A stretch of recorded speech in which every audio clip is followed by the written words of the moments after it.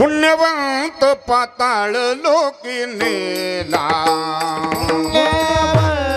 पाताळ लोकी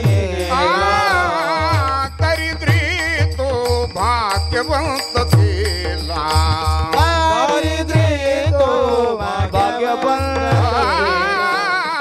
चोरट्याचा बहुमान वाढविला चोरट्याचा बहुमान वाढविला कीर्तिवानाचा अपमान केला धुंद झाला तुझा दरबार धुंद झाला तुझा दरबार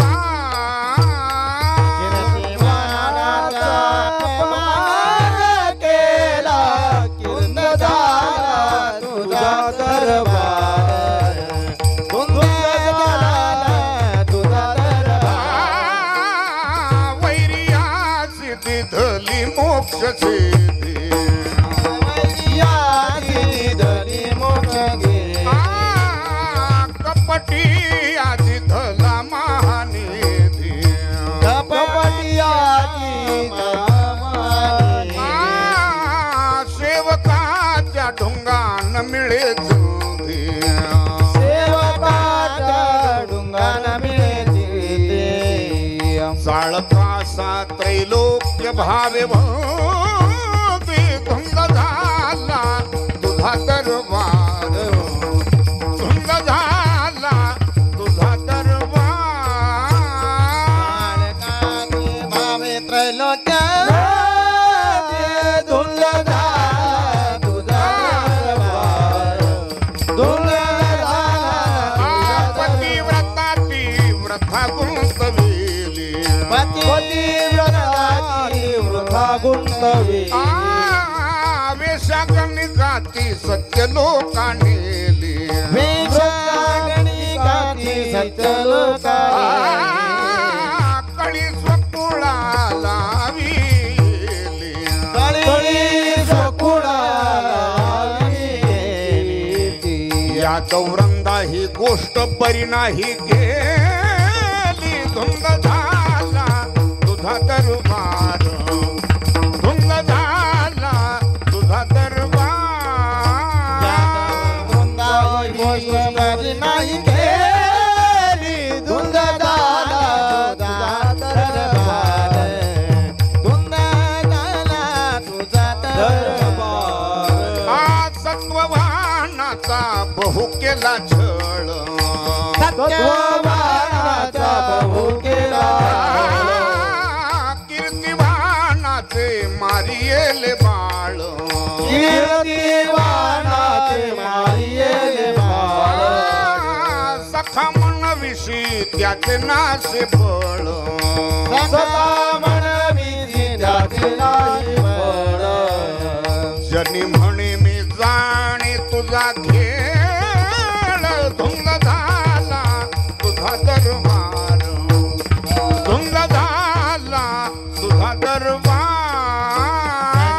मणे सणाने केला धुंद झाला तुझा दरबार धुंद झाला तुझा दरबार उढोपार खुमाई बार कुमाई उढोपार खुमाई बार कुमाई उढोपार खुमाई बार कुमाई बार कुमाई उढोपार खुमाई बार कुमाई बार कुमाई उढोपार खुमाई बार कुमाई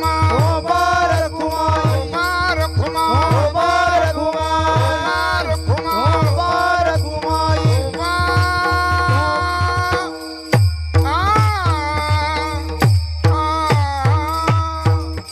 पुण्यवंत पाताळ लोकी नेला दरिद्री तो भाग्यवंत केला चोरट्याचा बहुमान वाढविला कीर्तिवानाचा अपमान केला धुंद झाला तुझा दरबार वैर्यासी दिधली मोक्ष सिद्धी कपटिया दिधला महानिधी सेवकाच्या ढुंगान मिळे चिंधी साळकासा त्रैलोक्य भावी वंदी धुंद झाला तुझा दरबार पतिव्रता तीव्रता गुंतविली वेशा गणिकाती सत्य लोका नेली कळी स्वकुळा लावियली यादव रंदा ही गोष्ट बरी नाही केली धुंद झाला तुझा दरबार सत्ववानाचा बहु केला छळ कीर्तिवानाचे मारी येले बाळ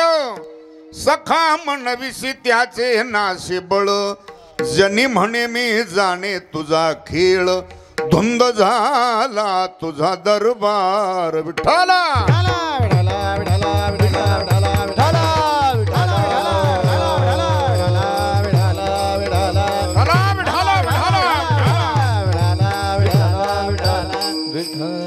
पुण्यवंत पाताळ लोकी नेला दरिद्री तो भाग्यवंत केला चोरट्याचा बहुमान वाढविला कीर्तिवानाचा अपमान केला धुंद झाला तुझा दरबार प्रस्तुत प्राप्त प्रसंगी प्राप्त स्थळी सेवेकरता उच्चारलेला अभंग पांडुरंगाचे लढीवाळ भक्त संत शिरोमणी नामदेव महाराज यांच्या घरी एक दास्यकाम करणारी एक मुलगी महिला जिचं संत मालिकेमध्ये सर्वात उच्च स्थान आहे अशा श्री संत जनाबाई महाराज यांचा 4.25 चरणाचा देवाशी भांडण करणारा वाद करणारा तंटा करणारा हा अभंग एवढाला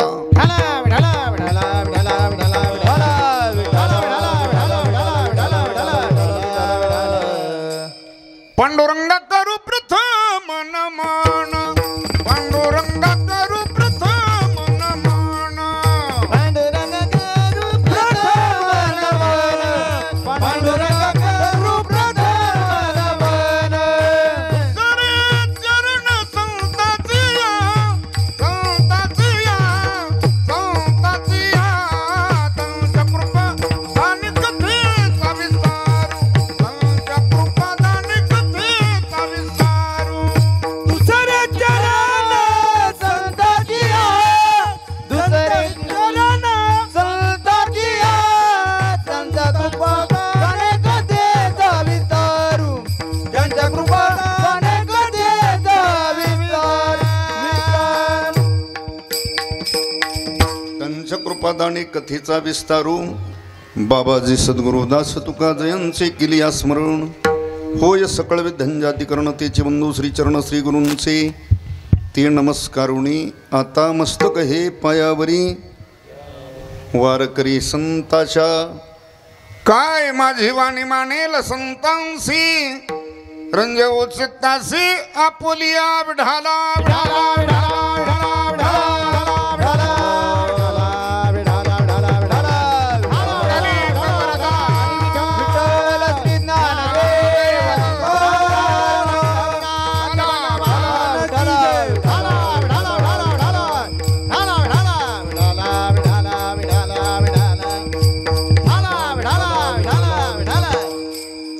सेवेला सुरुवात करण्यापूर्वी थोडासा परिहार म्हणजे असा प्रतिवर्षाप्रमाणे चालत असलेला आपला हा अखंड हरिनाम सप्ताह तथा ग्रंथराज ज्ञानेश्वरी पारायण सोहळा उपस्थित असलेले सर्व भाविक माता भगिनी तरुण मंडळी ग्रामस्थ भजनी मंडळी उपस्थित सर्व महाराष्ट्रातील दिग्गज गुणीजन महाराज मंडळी सर्वांच्या उपस्थितीत सहकार्याने संपन्न होत असलेला थोरा मोठ्यांच्या कृपाशीर्वादाने चालत असलेला प्रतिवर्षाप्रमाणचा गेली आपला 25 वर्षापासूनचा हा स्तुत्य उपक्रम नामयज्ञ अर्थात आपलं हे रौप्य महोत्सवी वर्ष आहे म्हणजे पक्ता 25 वर्ष होऊन गेले आणि मला वाटतं माधव महाराज 25 वर्षापासून त्यांच्याकडे व्यासपीठ आहे नाही का ही बाकीची आपली गुणीजन मंडळी मुकुंदा वगैरे ही सगळी मंडळी प्रतिवर्षाप्रमाणे असतात या वर्षी आता रौप्य महोत्सव असल्यामुळे थोडंसं स्वरूप थोडंसं मोठं स्वरूप आहे अर्थात पहिलाच हा चालत असलेला पण ठीक आहे हळूहळू त्याचं स्वरूप आलं नंतर ही तरुण मंडळी त्याच्यात सक्रिय सहभागी झाली तुम्ही सर्वजण त्यांना सहकार्य करतात म्हणजे प्रत्येकाचं योगदान आहे त्याच्यात ज्याने जी सेवा केली तनाने मनाने धनाने कायेने वाचेने मनाने कुणी आर्थिक मदत केली असेल, कुणी अन्नदानाची सेवा केली असेल, कुणी पारायणाला येत असेल ती सेवाचे, कुणी झाडलोट केली असेल सेवाचे, काकडा भजनाला येतं सेवाचे, हरिपाठापुरते येतात सेवाचे, कीर्तन पुरतंच फक्त श्रवणाला येतात ती सुद्धा सेवाचे. आणि इथं कशालाच येणं होत नाही पण आर्थिक मदत करतात ही सुद्धा सेवाचे. ज्याने ज्याने या नामसप्ताहामध्ये जी जी सेवा केली असेल त्या प्रत्येकाला धन्यवाद देतो. विठाला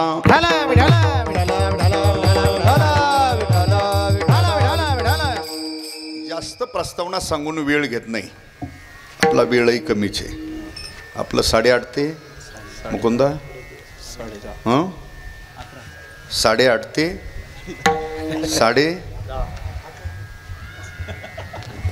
बरं ठीक आहे, चला आता बघू, आता सुरुवात तर झाली. मग आता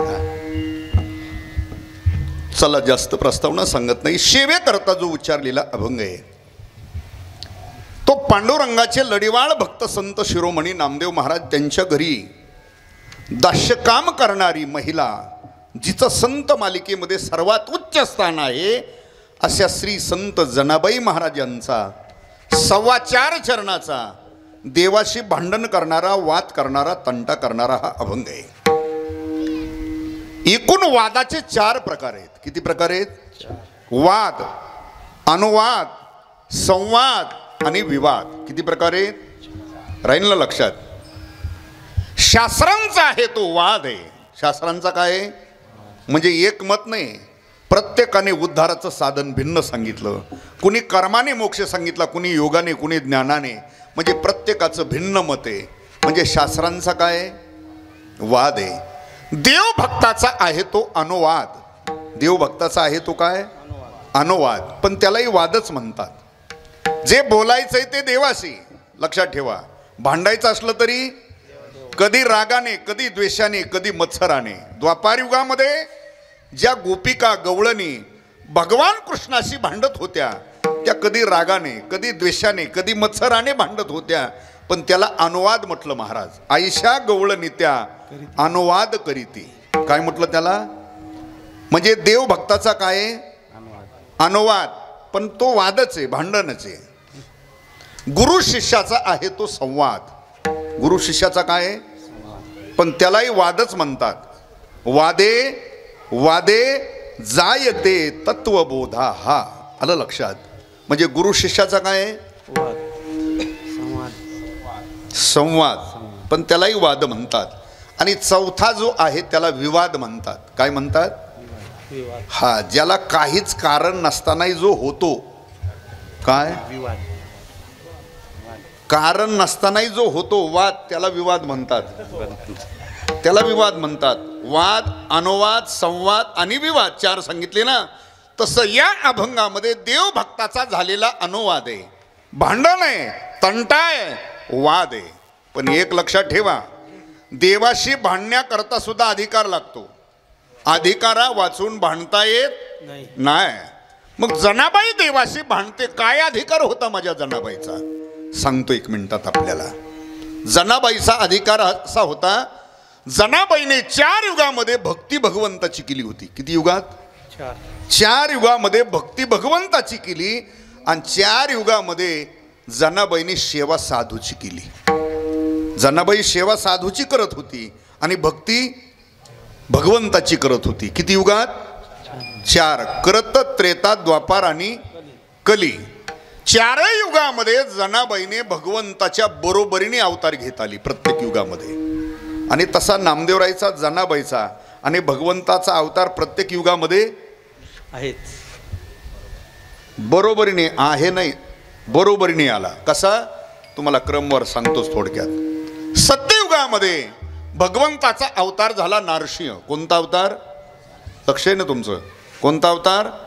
नारसिंह. भगवंताचा अवतार नारसिंह. त्याही वेळेला नामदेवरायचा अवतार होता प्रल्हाद. कोणता अवतार होता? हिरण्यकश्यपूचे कुळी नामा प्रल्हाद असं वर्णन केलं. हिरण्यकश्यपूच्या कुळामध्ये भक्त प्रल्हाद म्हणून नामदेवरायने अवतार घेतला. म्हणजे भगवंताचा अवतार नारसिंह, नामदेवरायचा अवतार प्रल्हाद. आणि त्याही वेळेला जनाबाईचा अवतार होता. कोणत्या रूपामध्ये? माझे नाम पद्मिनी अंती दासीचे पद. पद्मिनी दासी म्हणून जनाबाई त्या युगामध्ये होती. पुढे युग बदललं तसा अवतार बदलला. युग क्रमांक 2, अवतार क्रमांक 2. त्रेता युगामध्ये भगवान प्रभू रामचंद्र म्हणून भगवान अवतीर्ण झाले. तर भगवान प्रभू रामचंद्राची सेवा करण्याकरता नामदेवरायांनी दुसऱ्यांदा अवतार घेतला. तो अंगद या रूपामध्ये घेतला. कोणत्या रूपामध्ये? म्हणजे भगवंताचा अवतार प्रभू रामचंद्र, नामदेवरायचा अवतार अंगद, आणि त्याही वेळेला जनाबाईचा अवतार होता. कोणता? माझे नाम मंथरा भरते मारिली लाथ. मंथरा दासी म्हणून जनाबाई त्यावेळेला होती. पुढे युग बदललं तसा अवतार बदलला. युग क्रमांक 3, अवतार क्रमांक 3. द्वापार युगामध्ये भगवान कृष्ण परमात्मा म्हणून भगवान अवतीर्ण झाले. त्यावेळेला भगवान कृष्ण परमात्म्याची सेवा करण्याकरता नामदेवरायांनी तिसऱ्यांदा अवतार घेतला. तो उद्धव या रूपामध्ये घेतला. कोणत्या रूपामध्ये? बघा, आता भगवंताचा अवतार कृष्ण परमात्मा, नामदेवरायचा अवतार उद्धव, आणि त्याही वेळेला जनाबाईचा अवतार होता ती कुब्जा दासी म्हणून होती. कोणती दासी होती ती? कुब्जा दासी. पुढे युग बदललं तसा अवतार बदलला. युग क्रमांक, अवतार क्रमांक, कलियुगामध्ये भगवान विटेवर आले. तर भगवान पंढरीनाथाची सेवा करण्याकरता नामदेव महाराज या रूपाने अवतीर्ण झाले आणि जनाबाई या रूपाने अवतीर्ण झाली. आलं लक्षात? म्हणजे एकंदरीत युग किती झाले? म्हणजे 4 युगामध्ये जनाबाईने भक्ती भगवंताची केली आणि जनाबाईने सेवा साधूची केली. आणि एक लक्षात ठेवा, भगवंताची भक्ती केली त्या भक्तीचं तर ऋण देवावर होतच, पण जी साधूची सेवा केली होती त्या साधूच्या सेवेचं ऋण सुद्धा होतं. कोणावर? देवावरच. कारण साधूची जरी सेवा केली तरी ती देवाला प्राप्त होते. तुका म्हणे देवा त्यांची केली पावे. आलं लक्षात? आणि भगवान त्याच्याही पेक्षा म्हणतात, अर्जुना, अरे जे माझी सेवा करतात, माझं गुणवानुवाद गातात, जे माझं चिंतन करतात ते तर मला प्रियच असतात, पण जे माझ्या भक्ताचं गुणवर्णन करतात, जे माझ्या भक्ताची सेवा करतात, अर्जुना, ते मला प्राणापेक्षाही प्रिय असतात. तेही प्राणा परोते मज आवडती निरुते, जे भक्त चरित्राते प्रशंसती. अर्जुना, ते मला प्राणापेक्षाही प्रिय असतात. म्हणून जनाबाईंनी जी साधूची सेवा केली होती त्या सेवेचंही ऋण देवावर होतं आणि भक्तीचं ऋण देवावर होतं. म्हणजे 4 युगामध्ये जनाबाईंनी केलेली सेवा होती, भक्ती होती. म्हणून जनाबाईला देवाशी भांडण्याचा सुद्धा काय होता? अधिकार होता. आपल्या गळ्यात अजून माळ नाही आणि कुठं निघाली भांडायला देवाबरोबर? चालत? असं चालत नाही. एखादं सुद्धा कळत. हां, आणि देवाबरोबर कसं? तू नवऱ्याबरोबर भांडू शकते, देवाबरोबर नाही. जनाबाईचा अधिकार होता. किती युगात? ऐका, मग का भांडली जनाबाई? कोणता प्रसंग निर्माण झाला होता म्हणून जनाबाई देवाशी भांडली किंवा या अभंगाची निर्मिती झाली? उगाच जनाबाईला वेळ होता म्हणून अभंग लिखित केलेला? प्रत्येक अभंगाची निर्मिती झाली म्हणजे त्याच्या पाठीमागं काही भूमिका आहे, काही चरित्र घडलं. म्हणून त्या अभंगाची जसा जसा प्रसंग निर्माण झाला त्या प्रसंगाला अनुसरून त्या अभंगाची निर्मिती झाली. तर त्याचं कारण असं घडलं होतं. तसा जनाबाईचा अवतार मराठवाड्यामध्ये, परभणी जिल्ह्यामध्ये, आता सध्या तो तालुका आहे गंगाखेड. आता तो तालुका आहे. त्या गंगाखेड या गावी एका वारकरी घराण्यामध्ये जनाबाईचा अवतार झाला. तसं आई वडील हे पांडुरंगाचे उपासक, पंढरीचे वारकरी होते. बराच वर्षाचा काल गेला, संतती झाली नाही, पण पांडुरंगाचाच प्रसाद म्हणून जनाबाईचा अवतार त्या घराण्यात झाला. आता वारकरी घराणं, जनाबाई परंपरेने भगवत भक्त आहे. थोडी जनाबाई मोठी झाली, आई वडिलाबरोबर पंढरीला आल्यानंतर पंढरीचा तो सोहळा पाहिला आणि सोहळा पाहिला पंढरीचा, तो पांडुरंग परमात्मा पाहिला, ते वारकरी पाहिले आणि वारी आटोपल्यानंतर आई वडिलांनी सांगितलं, जना चल आता. पुढं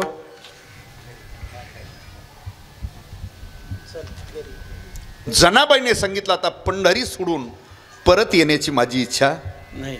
आता आपण वारीला जातो की नाही? आपल्याला तिथं गेले वाटतं का नाही? आता परत घरी जायचंच.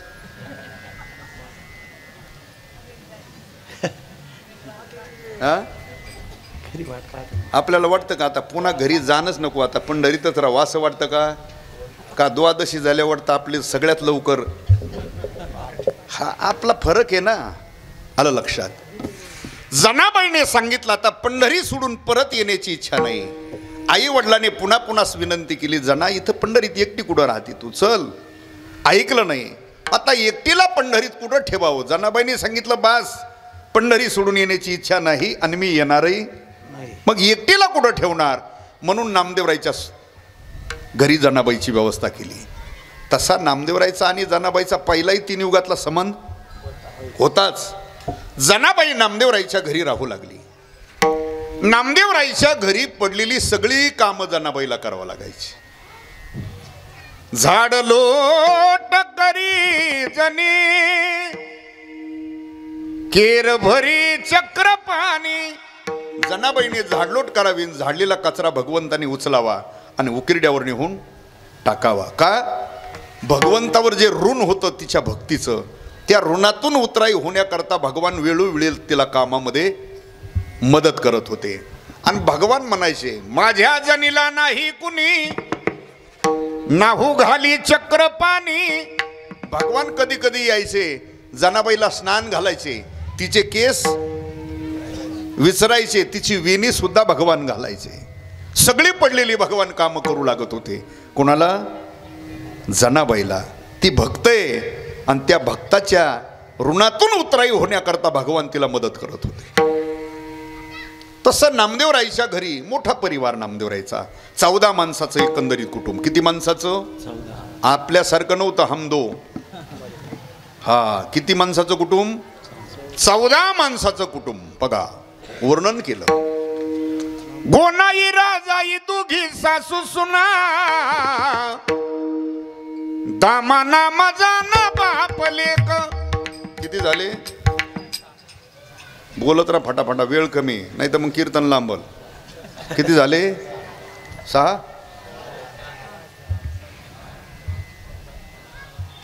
नाही थांबतो थोडा वेळ, विचार करा आणि मग सांगा. नाही तर किती झाले? 4 झाले. हा 4 बरोबर आहे ना. गोनाई राजाई दोघी, दामा नामा जाना बापलेक आणि सासू सुना. किती झाले? नारा विठा गोंदा मादा 4 पुत्र, जन्मले पवित्र त्यांचे वंशी. लाडाई गोडाई यसाई साखराई, 4 सुना पाही नामयाच्या. 12 आऊबाई, 13 लिंबायती, 14 15 विती दासी जनी विठाला.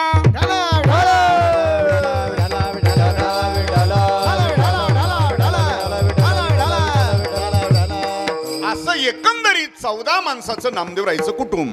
ऐका, आणि त्या 14 माणसाला 2 वेळेला खायला पुरेल एवढं दळण जनाबाईला पहाटे उठून काय करावं लागायचं?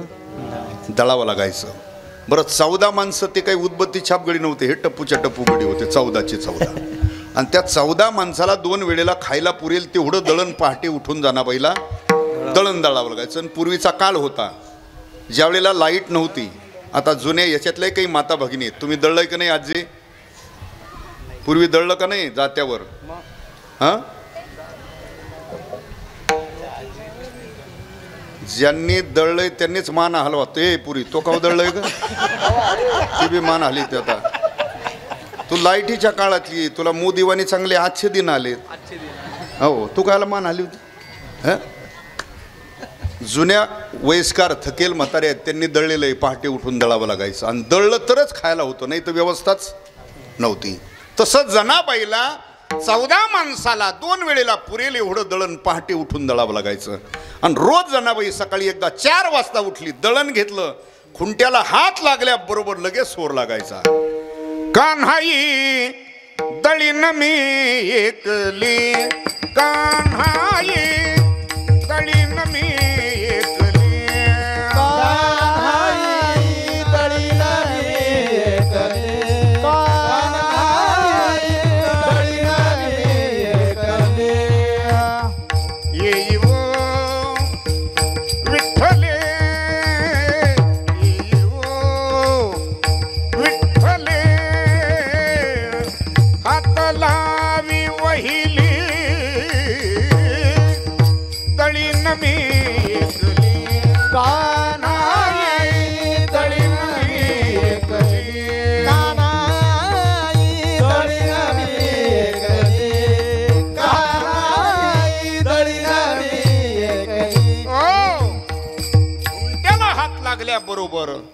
कान्हाई दळीन मी एकली येई वो विठ्ठले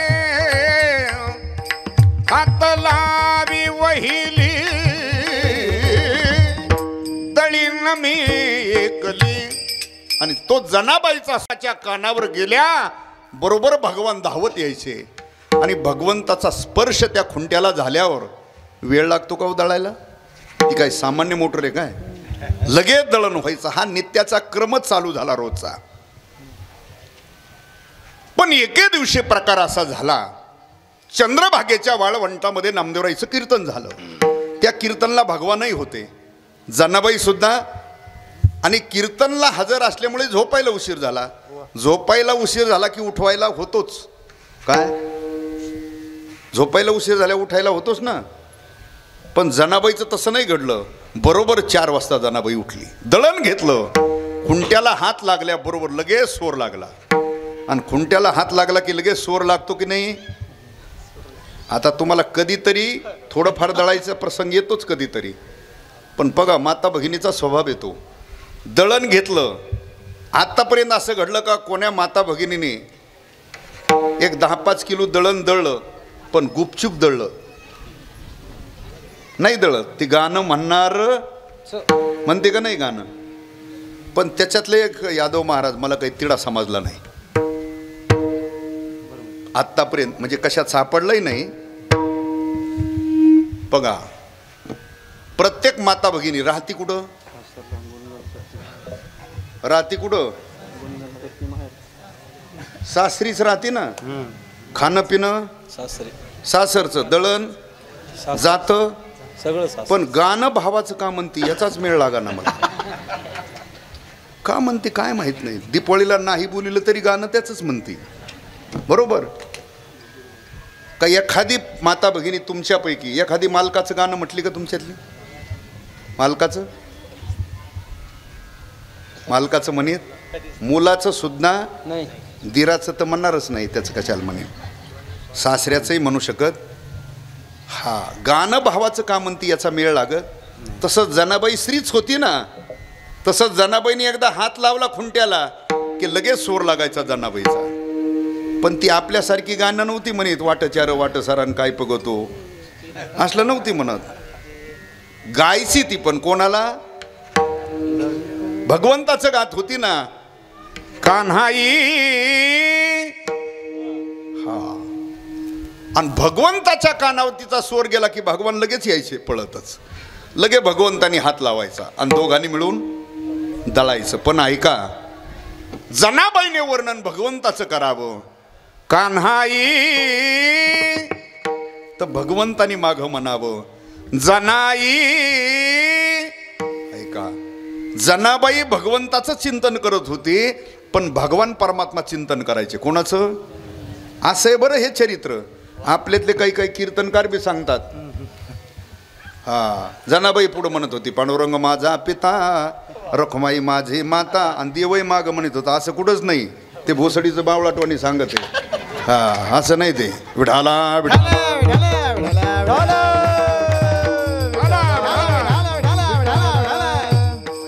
नीट वाचायचं नाही, चांगल्याचं ऐकायचं नाही. वो कायला काही जोडून द्यायचं. मग त्याला वाटतं आपला 11 वाजतोर कसं व्हायना पण चलत काय ना. असं नसतं. नीटच काशी करायची असते आपापली. विठाला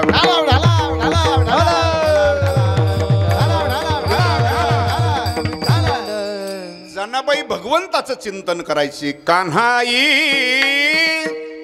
तर भगवान माग म्हणायचे.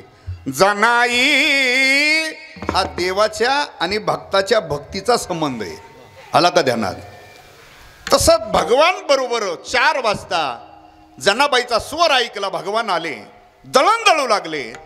दळण झाल्यानंतर भगवान म्हणतात, जना पहा पूर्वेला काय उजळल्या 10 दिशा गगनालेशी शोभा.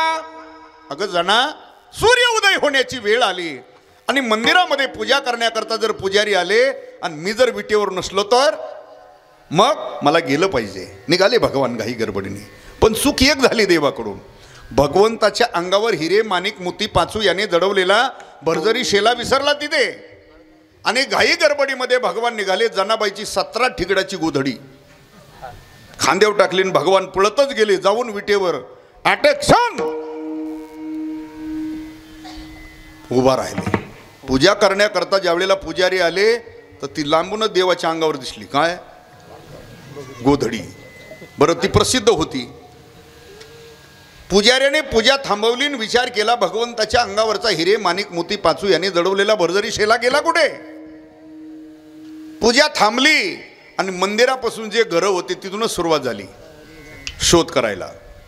शोध करीत करीत करीत ही प्रत्येकाच्या घरी शोध करत ही मंडळी ज्यावेळेला नामदेवराईच्या घरी आली. तिथं नामदेवराईच्या घरी गेल्यानंतर जनाबाई तिच्या कामामध्ये मग्न होती.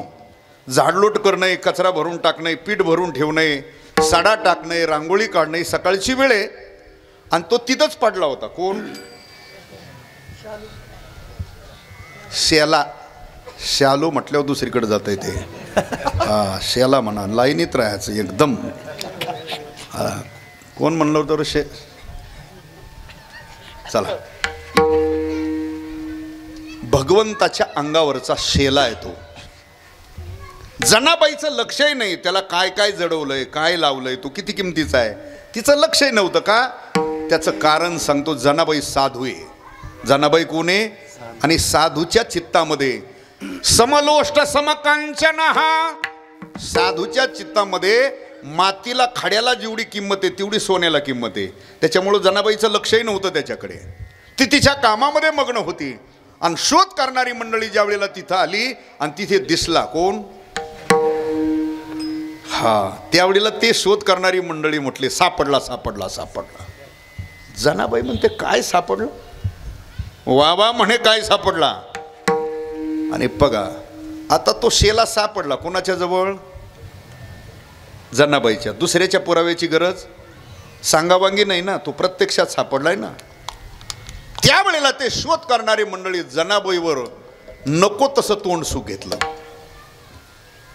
मग बघा एखादा पारमार्थिक माणूस आहे आणि त्याच्याकडून थोडीफार चूक झाली, हो नाही पण झाली, तर त्यावेळेला नास्तिक माणसं बघा एवढं तोंड सुख घेतात. राम राम राम राम राम. आणि त्यांनी कसे वागले काही केलं तरी त्यांच्याकडे काढलेलं आहे काय? लायसन.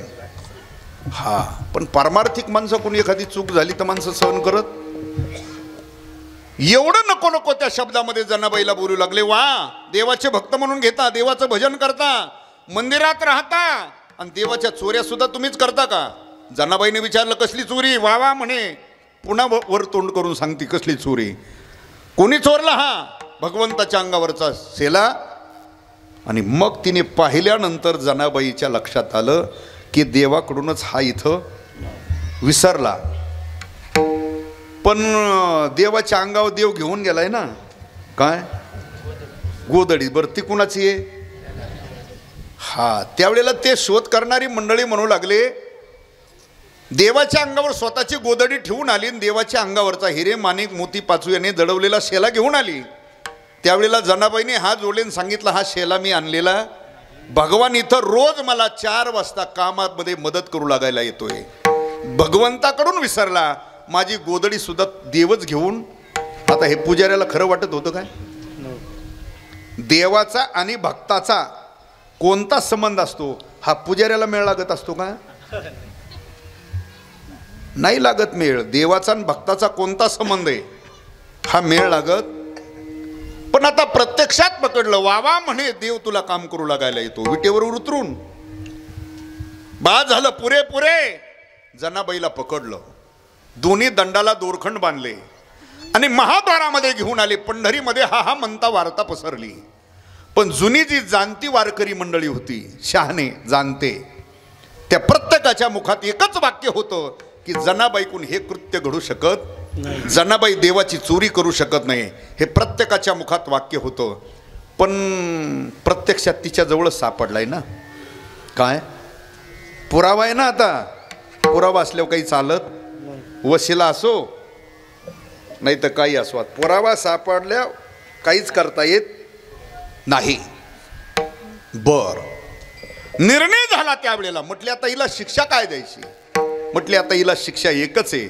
चोरीचा आळ आलाय नाही ज्यावर, हिला शिक्षा एकच आहे. चंद्रभागेच्या तीरावर 20 फूट उंचीचा सूड रोवा आणि हिला सुळाव देऊन टाका. निर्णय म्हणजे निर्णय झाला. 20 फूट उंचीचा सूड रोवला. जनाबाईला सुळाव देण्याकरता चंद्रभागेच्या तीरावर घेऊन गेले. आता जनाबाईला द्यायचंय कुठं. त्यावेळेला जनाबाईला विचारलं, जना तुझी शेवटची काय इच्छा आहे. आता बी ज्यांना द्यायची असते काय त्यांना विचारतात ना वाटतं शेवटी. हा म्हणजे तुम्हाला माहित नाही पण दुसऱ्याचं तर ऐकलं असेल ना निदान. चला ठीक आहे. तसा जनाबाईला विचारलं तुझी शेवटची इच्छा काय. ऐका त्यावेळेला जनाबाईंनी सांगितलं माझी शेवटची एकच इच्छा आहे. काय. जन्मजन्मांतरामध्ये मी ज्याचं भजन केलं, ज्याची भक्ती केली, ज्याची सेवा केली, त्याला फक्त एकदा डोळे भरून मला घवघवीत पाहू द्या. याच्यापेक्षा माझी काही इच्छा. पुन्हा ते चंद्रभागेच्या तीरावरून ते मारेकरी दोन्ही दंडाला दोरखंड बांधलेले पुन्हा पांडुरंगाच्या मंदिरासमोर आले.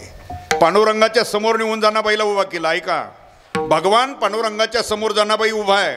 दोन्ही दंडाला दोरखंड बांधलेले आहेत आणि मारेकरी दोन दोन बाजूनी उभे आहेत. आणि त्यावेळेला जनाबाईंनी देवाशी केलाय काय. हा बरं आहे कुणाच्या कोयना एखाद्याच्या लक्षात राहावा. चला जनाबाई अनुवाद करते, पांडुरंगाशी बोलते. पांडुरंगा सांग हे जे घडलंय याच्यात माझा काही दोष आहे. पांडुरंगा रोज नियमाप्रमाणे मला कामामध्ये मदत करू लागायला देवा तू येतो. तसा आजही सकाळी आला. तुझा हिरे माणिक मोती पाचू यांनी जडवलेला बोरजरी शेला देवा विसरला तू. माझी गोदडी घेऊन गेला तू. आळ आलाय माझ्यावर सुळाव चालले मी. सांग ना याच्यात माझा काय दोष आहे, माझा काय गुन्हा आहे. भगवान काहीच बोलत नाही. पुन्हा पुन्हा जनाबाई विचारते सांग पांडुरंगा याच्यात माझा काय दोष आहे, काय गुन्हा आहे. भगवान काही बोलतही नाही. जनाबाईकर वड पाहत सुद्धा नाही. जनाबाई म्हणते पांडुरंगा मी सुळाव चालले, मी मरणाला भीते असं तू समजू. भीत नाही आता पुल्या मरणा रखुमाईच्या कांता पांडुरंगा. रखुमाईच्या कांता पांडुरंगा. रखुमाईच्या कांता पांडुरंगा. भेट नाही आता पुल्या मरणा रखुमाईच्या कांता पांडुरंगा. रखुमाईच्या कांता पांडुरंगा. रखुमाईच्या कांता पांडुरंगा. जनाबाई म्हणते मी मरणाला भीती असं तू समजू नको. पण याच्यात माझा काहीच गुन्हा नसताना भगवान तू काहीच बोलत नाहीये. सांग ना याच्यात माझा काय दोष आहे. भगवान काही बोलत नाही, वर पाहत नाही. याचा परिणाम जनाबाईला थोडंसं अनावर झालं. भगवान काही बोलतही नाही, वर पाहतही नाही.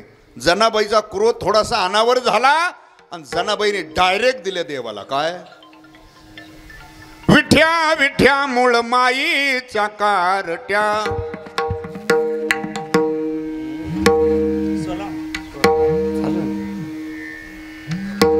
बंद कर दे फोन आलाय कोणाचा. अरे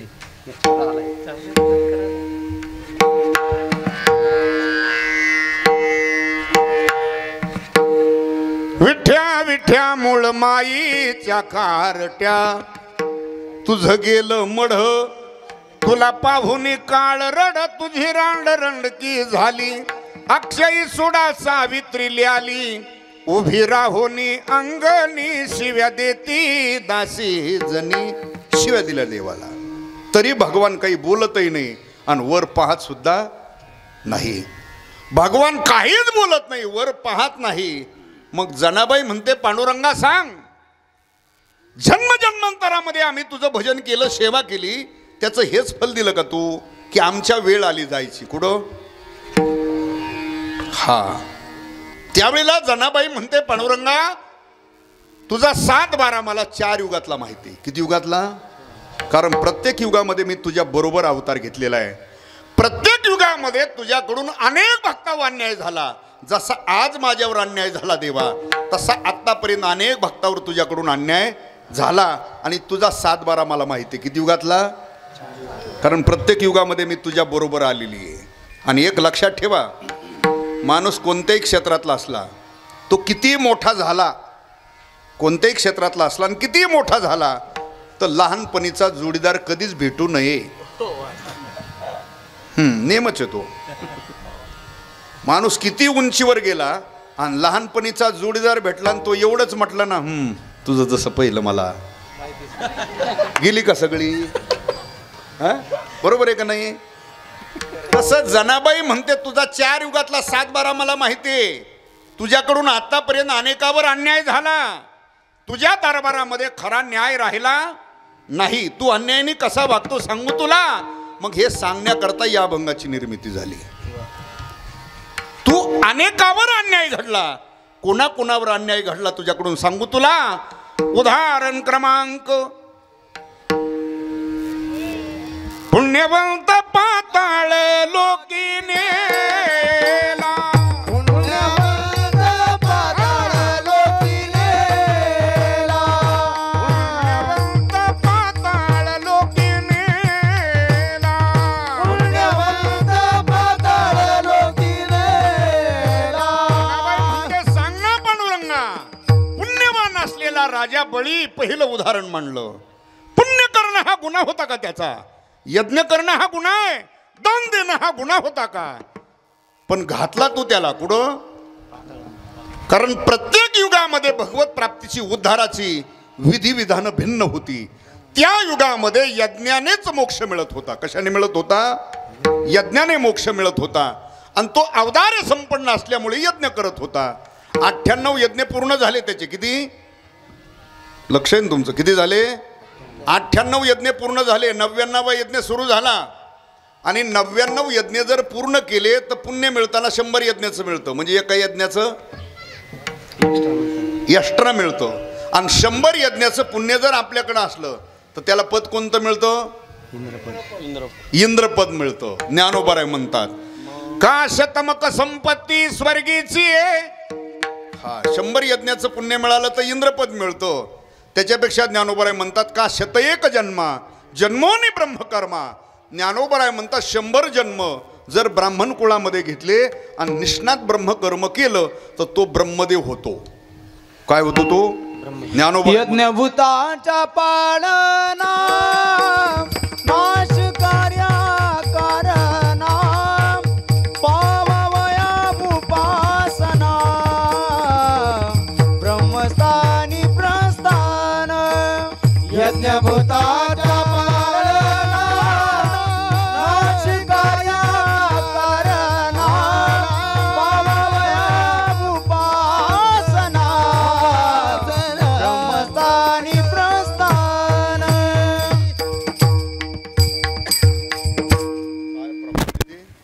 यज्ञभूतांचा पालन, नाश कार्या कारण, पावावया उपासना, ब्रह्मस्थानी प्रस्थान. मी विषय काय सांगतोय? मी विषय काय सांगतोय? स्वर्ग कशाने? यज्ञाचा आणि ब्रह्मदेवाचा संबंध नाही ना दादा. ऐक जरा, लक्ष दे. 100 जन्म ब्राह्मण कुळामध्ये घेतले, निष्णात ब्रह्म केलं, कर्म केलं तर तो काय होतो? ब्रह्मदेव होतो. ज्ञानोबराय म्हणतात. आणि 100 यज्ञाचं पुण्य मिळालं तर तो काय होतो? इंद्रपद होतो. पद मिळतं ना त्याला. तसं त्याचा 99वा चालू होता. कोणाचा? बळीराजाचा 99वा यज्ञ चालू होता. आणि पहिला जो मूळ गादी होता कोण? त्याचं दाभदन आणलं. कारण त्याला वाटलं याचं आता 99वा यज्ञ चालू आहे, हा पूर्ण झाला की याला पुण्य मिळेल. किती यज्ञाचं? 100 यज्ञाचं मिळेल. 100 यज्ञाचं पुण्य मिळालं की आपलं पद जाणार, आपली गच्छंती होणार, आपल्यावर अविश्वासाचा ठराव येणार. बरोबर. मग तो 5व्या वर्षामध्ये कामाला नाही लागला, विकास कामाला, पद वाचवायच्या भानगडीत लागला. आलं का ध्यानात? त्याच्या लक्षात आलं तर आपलं पद तर जाणार आहे, पण आपलं पद वाचवलं ते निष्ठा फिष्ठा. हा, तिथून उठला इंद्र आणि भगवंताचा धावा केला. पळत गेला, भगवंताचा धावा केला, भगवंताची शरणागती पत्करली. आणि भगवंताचा नेम आहे, जो शरण येतो भगवान त्याला अभयदान देतो. तो कोण आहे, कसलाय, काही पाहत नाही. शरण आलाय ना, बस तेवढाच विचार करतो आणि त्याला अभयदान देतो. तसं इंद्राने बरोबर तो नेम साधला.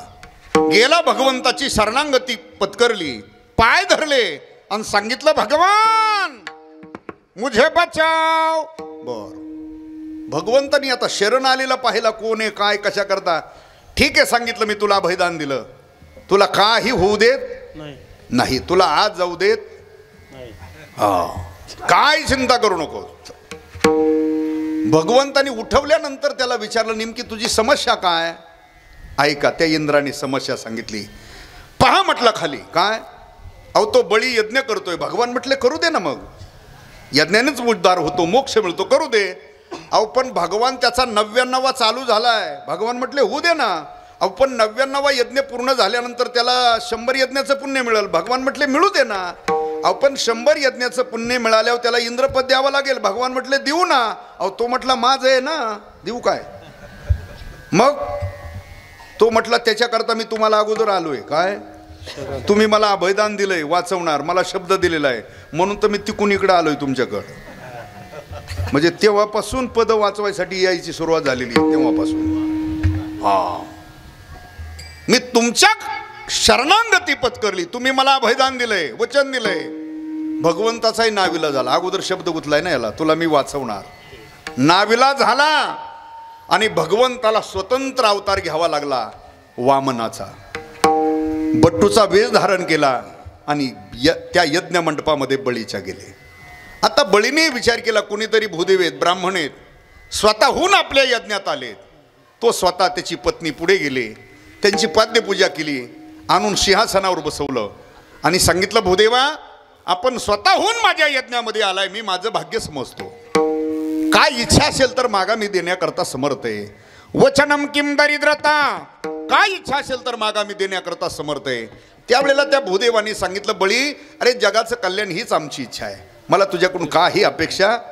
तरी सुद्धा बळी म्हणतोय, भूदेवा काही का होईना पण मागा, काहीतरी मागा. म्हटल्यानंतर त्या भूदेवानी सांगितलं, बळी जास्त काही नको, मला 3 पावलं भूमी दे. किती मागितली.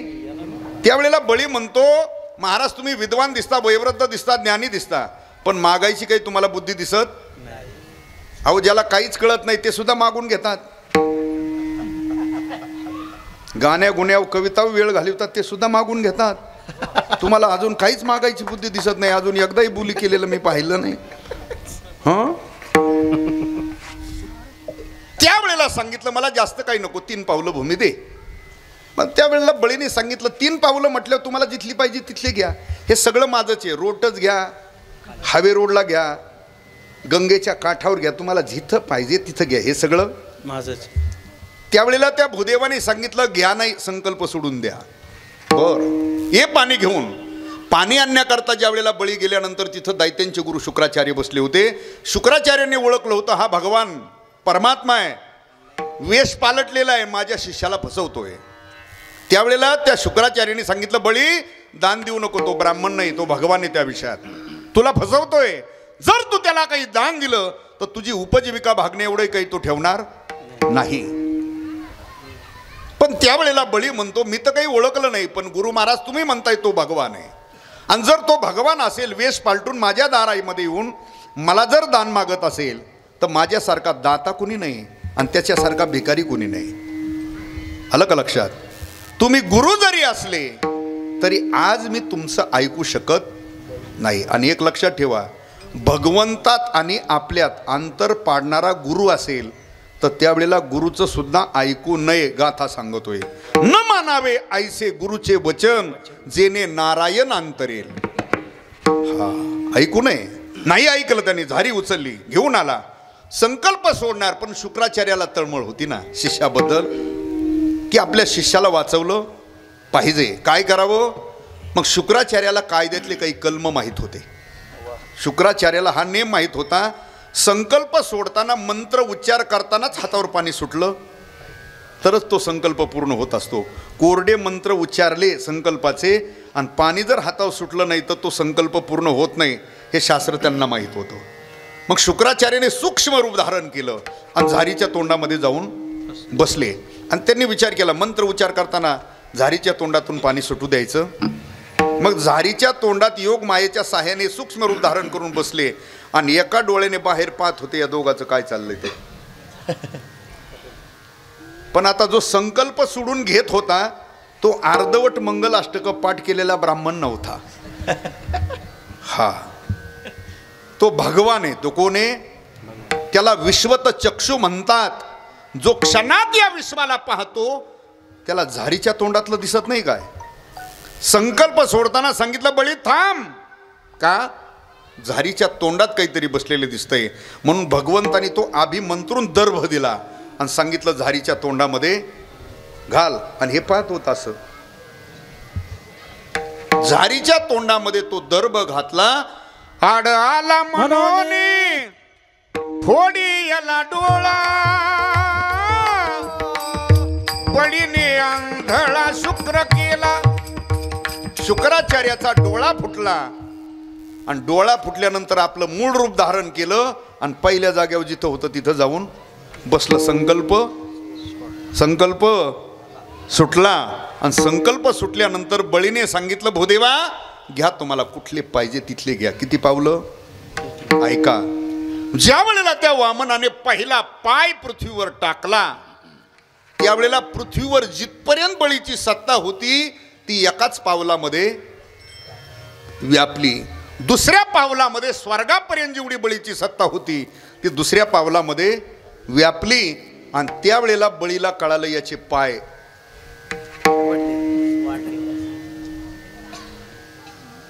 आणि पुन्हा त्या भूदेवाने सांगितलं, बळी सांग आता तिसरा पाय कुठे ठेवू. आपल्यासारखा असता तर म्हटलं असता चुलीत ठेवू. अरे घेणं झालं की काय. पण तो बळी बस आहे. बळीने सांगितलं, भूदेवा निराश होऊ नका, आहे जागा अजून, ठेवा. ठेवला.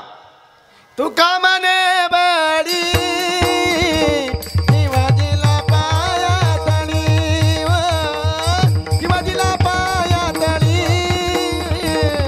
शिवाजीला पायातळी. तू का म्हणे बळी शिवाजीला पायातळी, शिवाजीला पायातळी, शिवाजीला पायातळी. दिला पाय तळी अथवा रसा तळा नेला बळी, राहे पाताळी स्वामी माझा. पाताळामध्ये घातला त्याला. या आपलं पांडुरंगाच्या समोर आले का. हा त्याला घातला कुठं तिथं सोडून द्या आपलं. या पांडुरंगाच्या समोर. जनाबाई म्हणते, पांडुरंगा सांग काय गुन्हा होता त्या बळीचा. तू घातला ना त्याला कुठं. पुण्यवंत पाताळ लोकी नेला. भगवान अहो तो यज्ञ करणं हा त्याचा गुन्हा होता का. दान देणं हा गुन्हा आहे, पुण्य करणं हा गुन्हा होता का. पण असा पुण्यवान असलेला राजा बळी तू पाताळात घातला. म्हणून मी म्हणते तुझ्या दरबारामध्ये न्याय राहिला नाही. धुंद झाला तुझा दरबार,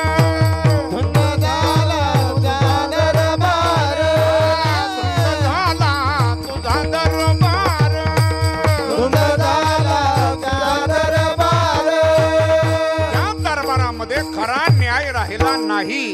तू अन्यायाने कसा वागतो सांगू तुला. उदाहरण क्रमांक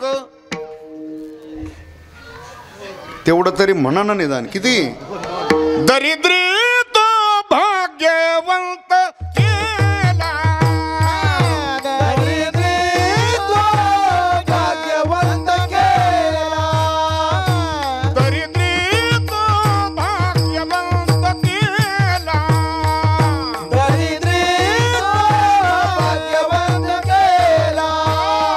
बाई म्हणते सांग पांडुरंगा, दरिद्री असलेला सुदामा पण तुझी इच्छा झाली तर तू काय करून ठेवला त्याला. दरिद्री तो भाग्यवंत केला. बरं दारिद्र्य तरी का सुदामाच्या जीवनामध्ये प्राप्त झालं. त्याचं कारण घडलं. 18 विश्व दारिद्र्य सुदामाच्या जीवनामध्ये.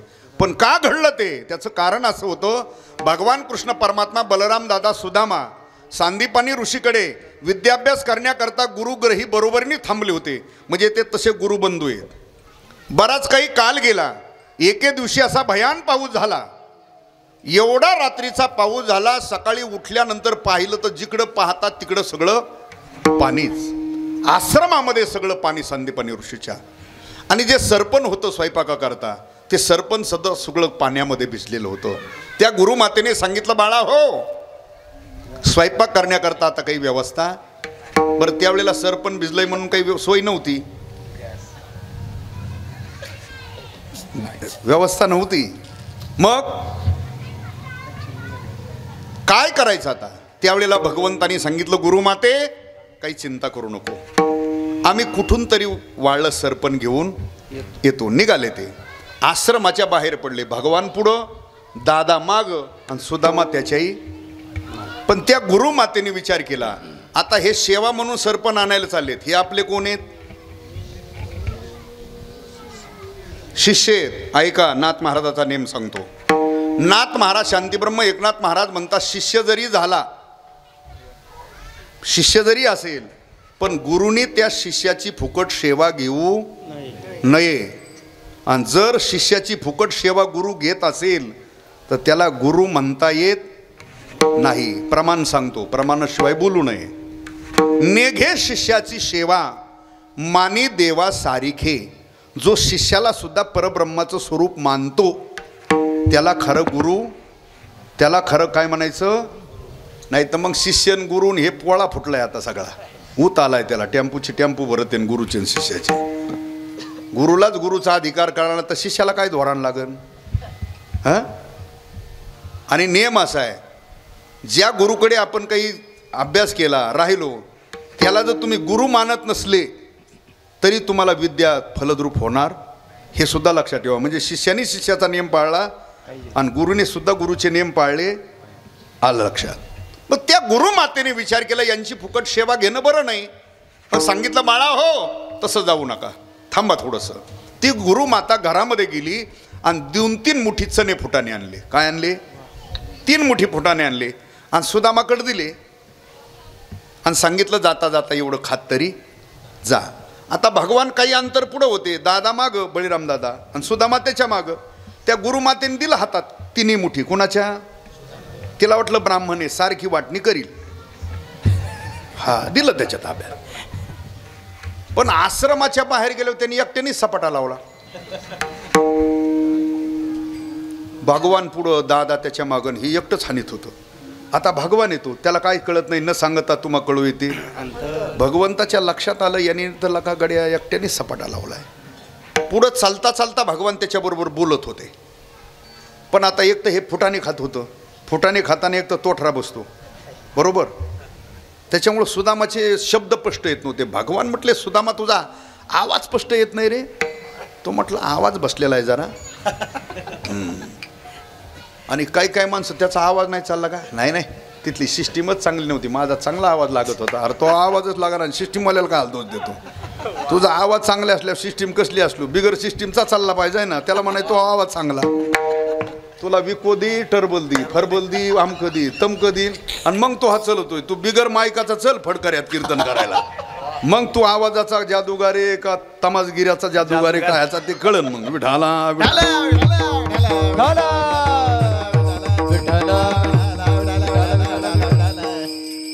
त्या कोणाला काही उपमा द्यायला लागलं जशी तलपीन तशा उपमा चालल्यात आता सध्या काय चला भगवान म्हटले तुझा आवाज स्पष्ट येत नाही नंतर तो म्हटलं जरा तोंड आलंय म्हणजे डबल लबाडी केली भगवान मनात म्हटले मला चोरून खातो होय रे माझं खातो का भोग आता दुःख म्हणून सांगतो नीट ऐका जरा लक्ष देऊन सुदामाने खाल्लं कुणाचं हा परिणाम 18 विश्व दारिद्र्य जीवनामध्ये प्राप्त झालं म्हणून लक्षात ठेवा देवाचं भावाचं आणि गावाचं कधीच खायचं नाही नसतं जरी आतापर्यंत कुणी खाल्लं असलं तर ते सोडून द्या आता पण इथून पुढं तरी आपली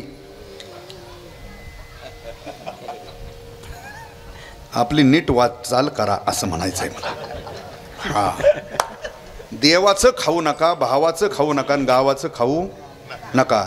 खायचं असलं तर शासनाचं खा, त्याचा काही कुठं दंडक आलेला नाही. आता तुम्ही तर घेतातच ना, नाही?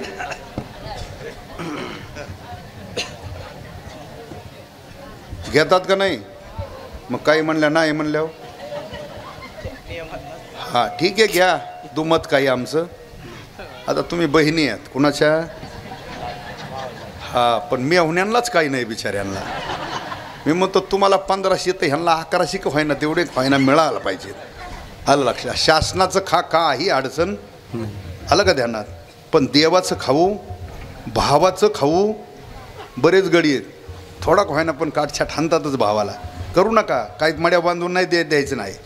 आणि लक्षात ठेवा, लय भावाचं तुम्ही काहीतरी हाणलं थोडंफार, पोरं काही झोका देणार नाही तुला, हेही ध्यानात ठेवू. तू ज्यांच्याकरता लबाडी करतो ना, भावाचा भाऊजाईचा तळतळाट घेतो, ते घ्यायची काहीच गरज नाही. शेवटी आपलं प्रारब्ध जसं आहे त्याच्यात कोणी काही बदल करू शकत नाही. जे मिळतं अन्नमान धन हे तो प्रारब्धाधीन. जर तुमचा ज्ञानेश्वरी गाथ्यावर विश्वास असेल तर त्याच्यात कोणी बदल करू शकत. हा, आणि लय भावाचं बी गंडून हाणलं, गावालाही फसवलं हाणलं, आणि जायचं असलं तर ते कोण्याही मार्गाने जातं. 10 5 कुटी जायला काही वेळ लागत, हे लक्षात ठेवा. चला, 18 विश्व दारिद्र्य सुदामाच्या जीवनामध्ये प्राप्त झालं. राहिले बराच काल गेला तिथं सांदीपनी ऋषीकडे. परत आपापल्या घरी निघून गेले. प्रत्येकाचा विवाह झाला, म्हणजे तिघाचाही विवाह झाला. भगवंताचा झाला, दादाचा झाला, सुदामाचाही विवाह झाला.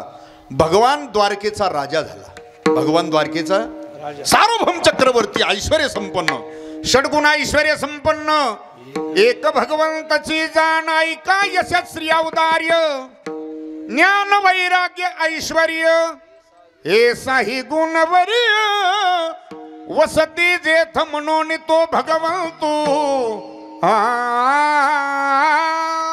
षडगुण ऐश्वर्य संपन्न भगवान. पण सुदामाचं जीवन पाहिलं तर 18 विश्व दारिद्र्य प्राप्त झालं.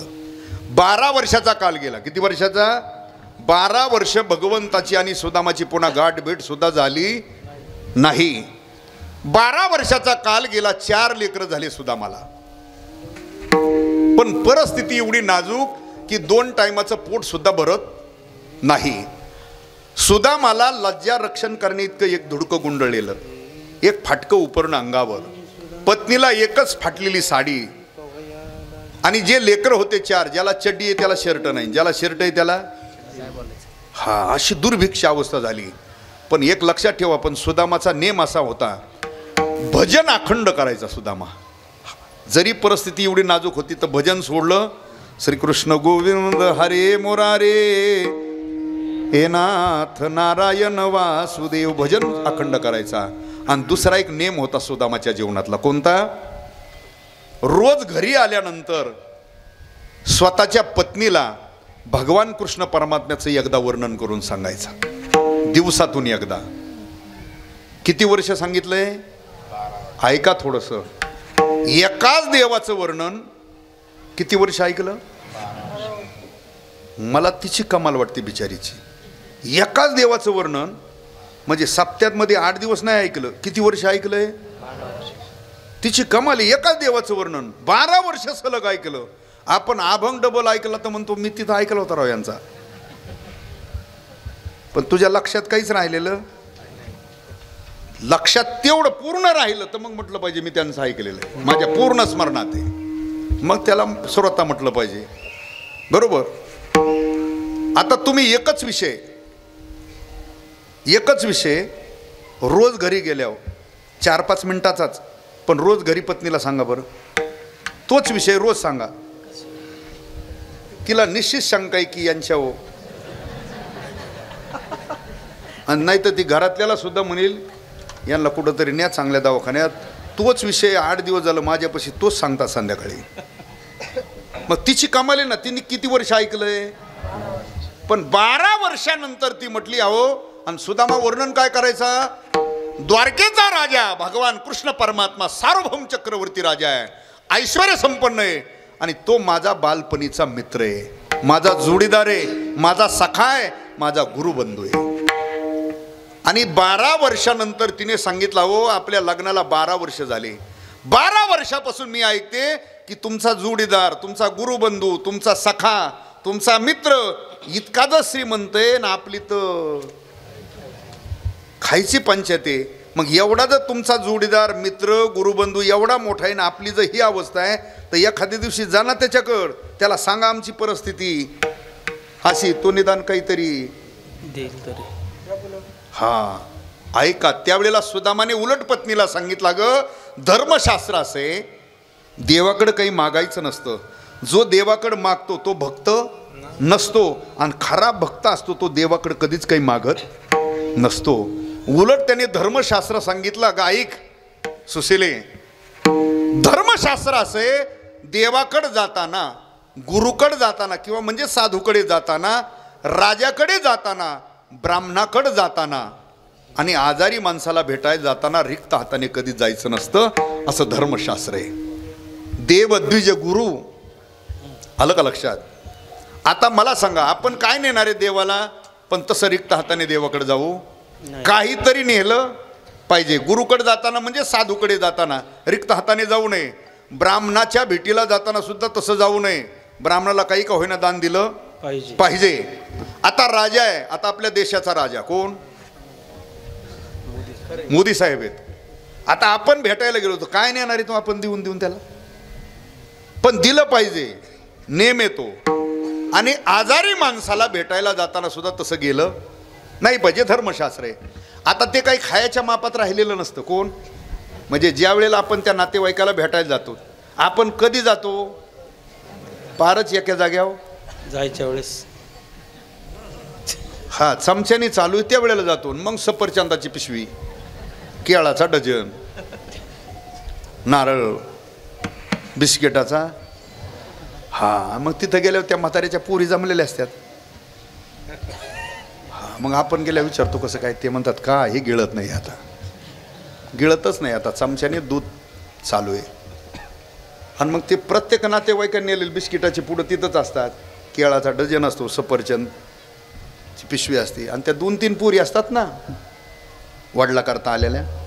आता त्या बी घरदार बायका तिकडं सगळं प्रपंच सोडून आलेले असतात. मग त्या फक्त एवढंच हळूच बोलतात, आता काही बाबाला आता गिळत हा. आणि मग सफरचंदाच्या पुढी चिरून त्या दोघी तिघी खातात बसल्या बसल्या ना, आपल्याला सांगतात म्हाताऱ्याला काही गिळत नाही, आता तू गिळेव हे आणलेलं, तिच्याकरताचे म्हणायचं ना, म्हातारं तर काही गिळत नाही त्यालाच. बरोबर. मला इतकंच सांगायचं की रिक्त हाताने जाऊ. सुदामा म्हणतोय तुझी इच्छा आहे तर 12 वर्षानंतर का होईना चला भेट होईल, दर्शन होईल, जातो मी, पण दे ना काहीतरी थोडंफार. अहो घरात काहीच नव्हतं. पोहे जे आहेत ना, पोहे कसले असतात म्हणजे सगळ्यात हलकट असतात. कोण? सगळ्यात हलकट पोहेच असतात. आणि ते पोहे सुद्धा तिने सुपात जे पाखडले होते, पाखडून पुढे गेलेलं काय दर्जाचं असेल, पण ती सुद्धा तिने भरून ठेवलं होतं. एखाद्या दिवशी काहीच नाही मिळालं तर हे का होईना ती घेऊन आली. सांगितलं एवढंच आहे, म्हणजे फोलकट पोहे पाखडून पुढे गेलेले ते सुद्धा तिनंच मुठी भरले. किती मुठी? ते घेऊन आली. तर एकत्र बांधायला सुद्धा काही शिल्लक, अंगावर जे उपर नव्हतं त्यालाही सगळे छिद्र पडलेले होते.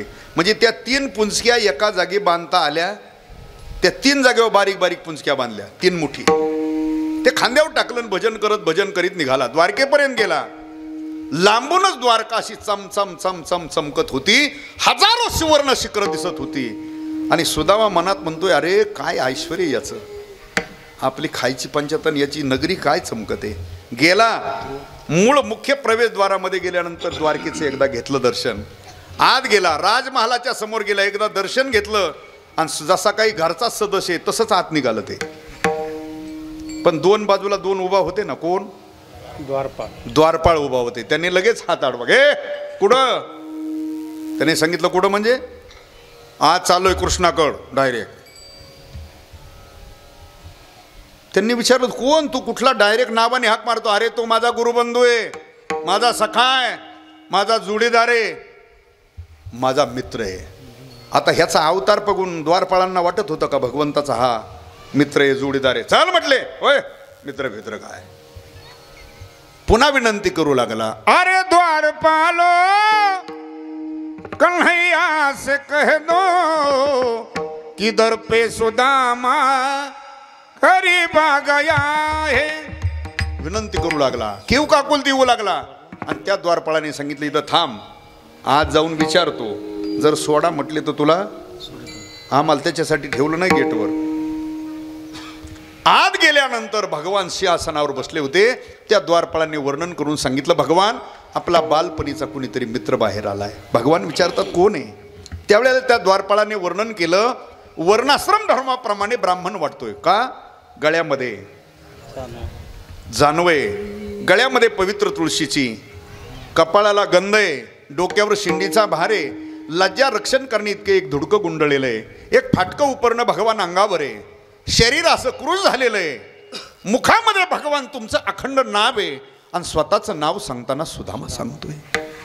ऐका, सुदामा हे नाव ऐकल्याबरोबर भगवंतांनी सिंहासनावरून उडी मारली. देखिला सुदामा आपुले नयनी, देखिला सुदामा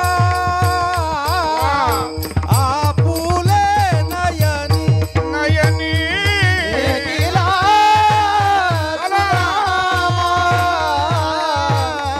आपुले नयनी, देखिला सुदामा आपुले नयनी. करद्वय जोडी नमना लागी, करद्वय जोडी नमना लागी, करद्वय जोडी नमना लागी, करद्वय जोडी नमना लागी. सिंहासना खाली टाकोनिया उडी, सिंहासना खाली टाकोनिया उडी, सिंहासना खाली टाकोनिया उडी, सिंहासना खाली टाकोनिया उडी. उडी मारली आणि धावत पळत गेले. सुदामाला उचलून घेतला खांद्यावर, राजमहालामध्ये घेऊन आले. अनेक प्रकारची उठून लावून त्याला स्नान घातलं, भरजरी वस्त्रांगावर घालायला दिली आणि भगवंतांनी स्वतःच्या सिंहासनावर त्याला बसवला. मिष्टान्नाचा बेत, पंचपक्वान्नाचा. ऐका, 15 दिवस राहिला सुदामा. किती दिवस? 15 दिवसामध्ये सुदामाची कातनच चमकली. खाण्या वाचून ते करपी पडल्यावर झालतं. बेत 2 टाईम होता, चमकलंच एकदम. आता मध्ये सुद्धा कोरोनाच्या काळामध्ये सप्ते फिप्ते कार्यक्रम बंद झालते. हे गाणारे वाजणारे कीर्तनकार असे आकाशल्यावरच गडी झालते का नाही? हा, लय काटा बसला होता. आणि जसं लॉकडाऊन संपलं, वर्ष श्राद्धाचा तडाखा चालू झाला व त्याच्यातच बरेच गडी उजारले. हा, आईतन बापातच गडी उजारले काय काय. हा, तसं सुदामाचं घडलं, एकदम चमाकलं ते. पण एक व्हायचं, भगवंताच्या मांडीला मांडी देऊन जेवायचा. पण पक्वान्न ताटात पाहिले की लगेच लक्षात यायचं त्याच्या, मी 2 टाईम पक्वान्न खातोय, पण घरी लेकरं, पत्नी, कपड्याकडे पाहिलं की म्हणायचं माझ्या अंगावर भरजरी वस्त्र आहेत, पण घरी लेकरं उघड्या ढेऱ्या घेऊन फिरतेत. पत्नीला फाटकी साडी आहे, बसलाय कुणाच्या शेजारी. आणि भगवान मनात म्हणत होते, अरे माझ्या मांडीला मांडी देऊन बसलाय, तरी तुला घरच्या गबाळाचा पडाना विसर. आणि लक्षात ठेवा, कीर्तनात, भजनात, वारीत गेल्यावर तरी घरच्या गबाळाचा पडावा. काय तर तो परमार्थ आहे. रोज तर तेच चिवडीत बसलोत ना आपण, तेच. पण कीर्तनात, भजनात, वारीत गेल्यावर तरी घरच्या गबाळाचा पडावा. भगवान मनात म्हटले, मांडीला मांडी देऊन बसला, पण तरी तुला अजून त्यांचंच. भगवंतानी त्याचं सगळं शेमकुशल विचारून घेतलं, कसं काय चाललंय. त्यांनी सांगितलं, परिस्थिती अशी आहे, नाजूक आहे, खायची अडचण आहे, कपडा नाही, परिस्थिती. आता थोडं जास्त मी सांगितलं, त्याला वाटलं जास्त वाढून सांगितलं तर थोडं जास्त देईन. हा, 15 दिवस राहिला.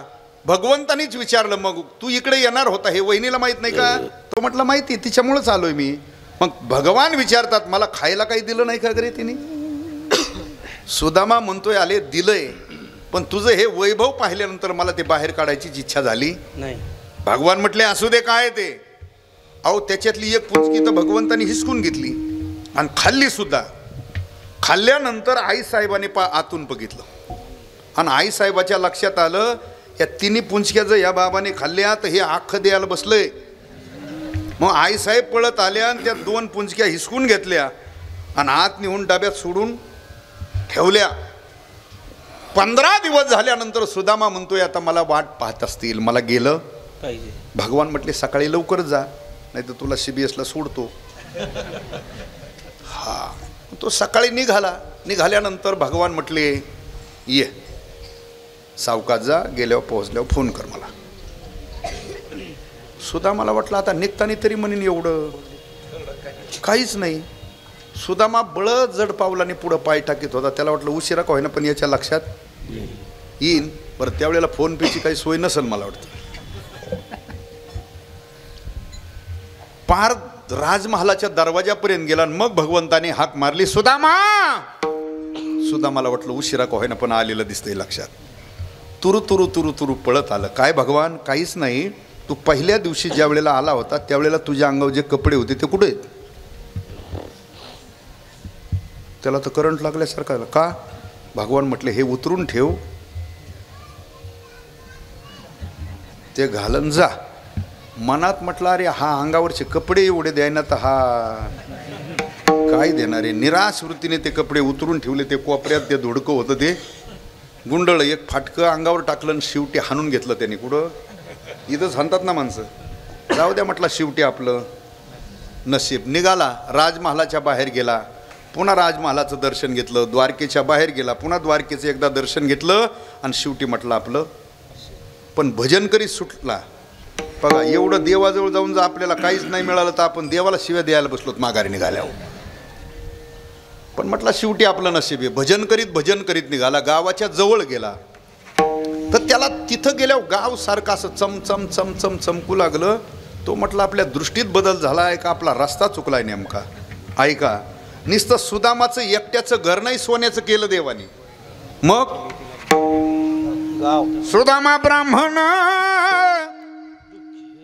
दुःखे दारिद्र्य पिढीला म्हणून धावून या तुझ्या भेटीशी आला गा. मुष्टीभर पोह्यासाठी गाव सुवर्णाचा दिला गा. विठोबाचा धर्म जागो. मुष्टीभर पोह्यासाठी गाव सुवर्णाचा, त्याची आखी नगरी सोन्याची करून दिली. कुणाची? सुदामाची. कोण म्हणतंय हे? जांभरे महाराज नाही, जनाबाई म्हणते. जनाबाई म्हणते सांग पांडुरंगा 18 विश्व दारिद्र्य ज्याच्या जीवनामध्ये होतं, ज्याने देवा तुला चोरून खाल्लं, तुझं खाल्लं, त्याची नगरी करून दिली तू. कशाची? आणि आमच्यासारखे भजन करणारे चाललेत कुठं? हाच न्याय का? धुंद झाला तुझा दरबार.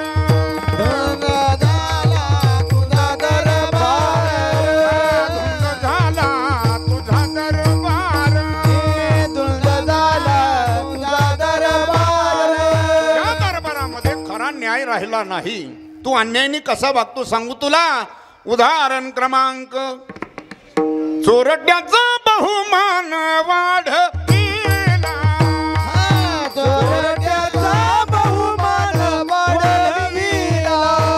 भगवान चोऱ्या करणारा ब्रह्महत्यारी महापातकी वाल्या किती पाप केलं होतं? 7 रांजण भरले होते बुवा. कशाने? हा शाळीग्रामाने भरलेले. मोहरी एवढ्याला खाड्याने नाही. शाळीग्रामाने भरलेले 7 रांजण आहेत. हे कोण मारल्याची यादी आहे? ब्राह्मण मारल्याची यादी. मग त्या रस्त्याने फक्त ब्राह्मणच जात होते का? तुमच्या माझ्यासारखे मराठी, माळी, कुळी, चांभार, कुंभार, वंजारी, माळी हे जात नव्हते का त्या रस्त्याने? त्यांना मारलं नव्हतं का? भरपूर. पण त्यांचा उल्लेख कुठंच कोणाचा सापडत नाही. का सापडत नाही? त्यांची गणना कोण करी. हा ही यादी कोणाची? मारलेल्याची. असा ब्रह्महत्यारी महापातकी वाल्या. पण त्याच्या भाग्याचा उदय म्हणा. त्याच रस्त्याने स्वानंदामध्ये भजन करत नारद आले आता नारद असो नाही तर कुणी असो, त्याला लुटणं मारणं हा त्याचा कुराण घेऊन धावला. पण नारदांनी सांगितलं वाल्या थांब, काय करतो. आता नारद महान भगवत भक्त आहे, पाहिल्याबरोबर शक्तिपात झाला. सांगितलं काय करतो, हे लोकांचे घातपात करतो, द्रव्य जमा करतो, त्या द्रव्याचा भोग सगळा परिवार घेतोय, पण पाप तुला फेडावा लागेल ना.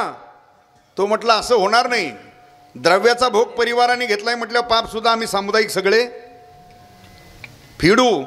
नारदाने सांगितलं सामुदायिक फेडायला ते काही एकत्रित घेतलेलं कर्ज नाही, पाप हे ज्याने केलं त्यालाच फेडावा लागत असतं, हे कधी चुकत नसतं. आणि जर तुझा विश्वास असला तर घरी जाऊन विचारून ये.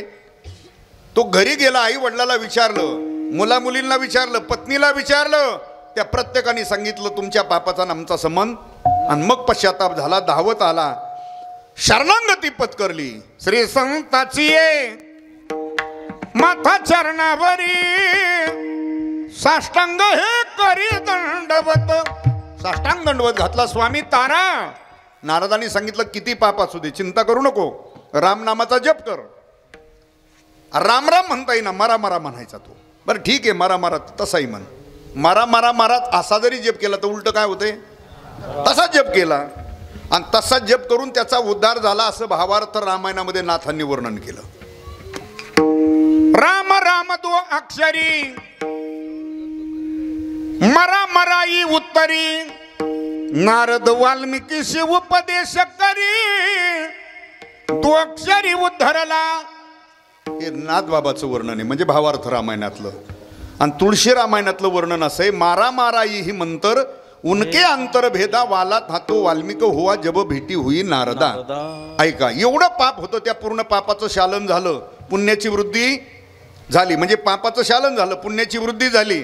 पुण्याची वृद्धी होऊन थांबली नाही, वाल्याचा वाल्मिक ऋषी झाला, वाल्याचा वाल्मिक ऋषी होऊन हा. आणि जसं लिहिलं तसं आचरणात आणावं लागलं. बोलिले वाल्मिक तैशीची करीनं वरतून दावीन. बघा, मग वाल्मिकीची एवढी पावर वाढली, एवढी पावर वाढली की 7व्या अवतारामध्ये राम प्रभूला वाल्मिकीच्या वचनाच्या बाहेर एवढं सुद्धा जाता आलं. बघा काय पावर वाढवून ठेवली. तसे अनेक प्रसंग घडले, मुद्दा म्हणून सांगतो, आपली वेळ संपली. बरोबर संपली ना, होय म्हणा ना, मग नाही तर लांब मग पुढं. पण वेळेत झालेलं बरं असतं ना. आज नाही, उद्या.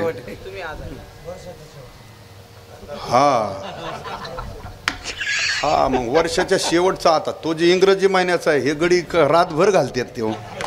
आपण 12 वाजतावर घातला तर काय, आपल्या दृष्टीने आजच 31 डिसेंबर म्हणा. कुठाला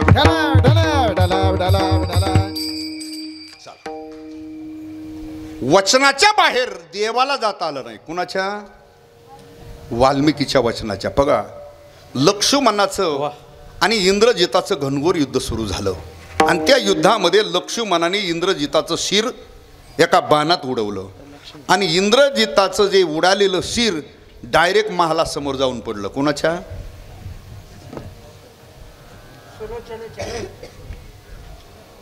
मला वाटलं म्हणते नाही पुन्हाच एखाद्या. आता तुम्ही बरेच रामायण ऐकलेले, बरेच रामायणाचार्यांना तुम्ही लावलंय. चला, सुलोचनेच्या महालासमोर ते शिर पडलं जाऊन. आणि तिने महालासमोर पाहिलं तर आपल्या पतीचं शिर आहे, घेतलं हातामध्ये. आणि जगातली पहिलीच घटना आहे ती, सानप महाराज, जगातली पहिलीच घटना. कोणती? की ज्या धडाला शिर नव्हतं त्या धडाच्या हाताने पत्र लिहिलं होतं. पत्र लिहिलं युद्धभूमीवर. आणि जे धड इथं पडलं होतं महालासमोर त्याला काय नव्हतं, त्या शिराला धड नव्हतं, तरी ते शिर बोलत होतं. ही जगातली पहिलीच घटना घडली. आणि ती स्कीम बंदच झाली, तेवढीच चालली, बंद पडली ती स्कीम.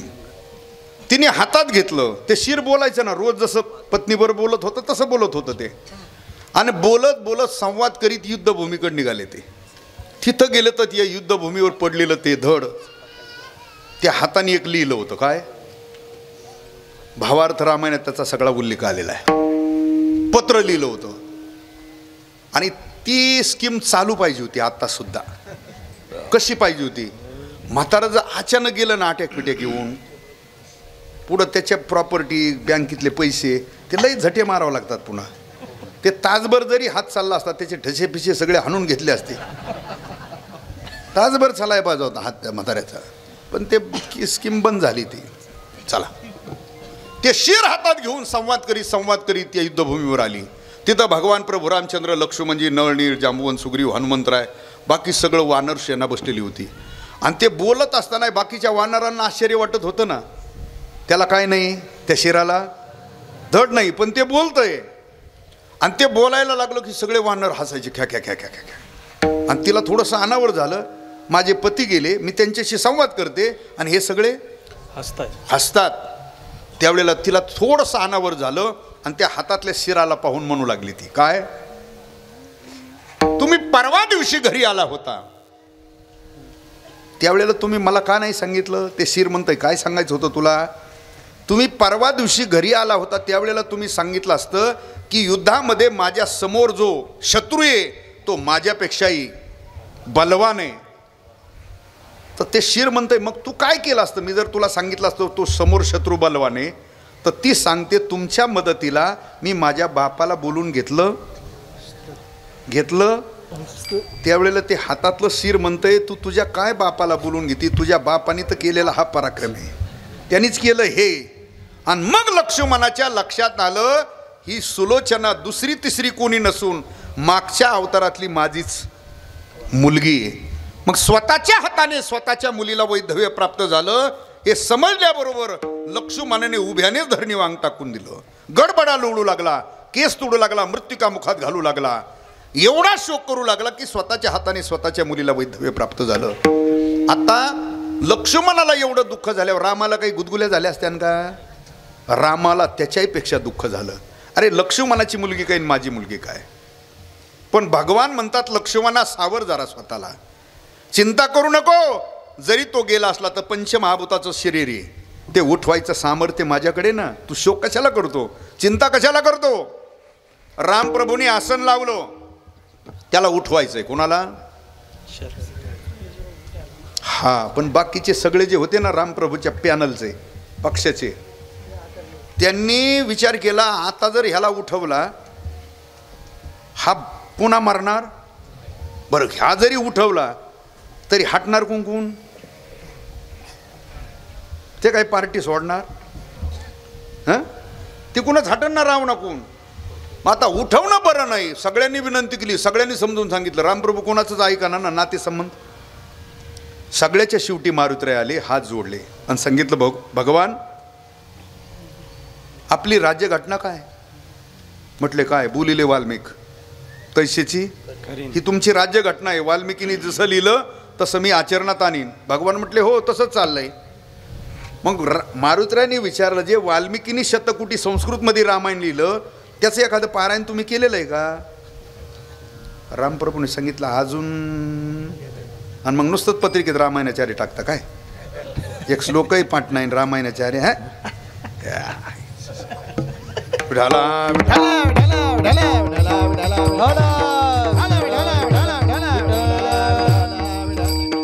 कथा सांगून होत नाही ना.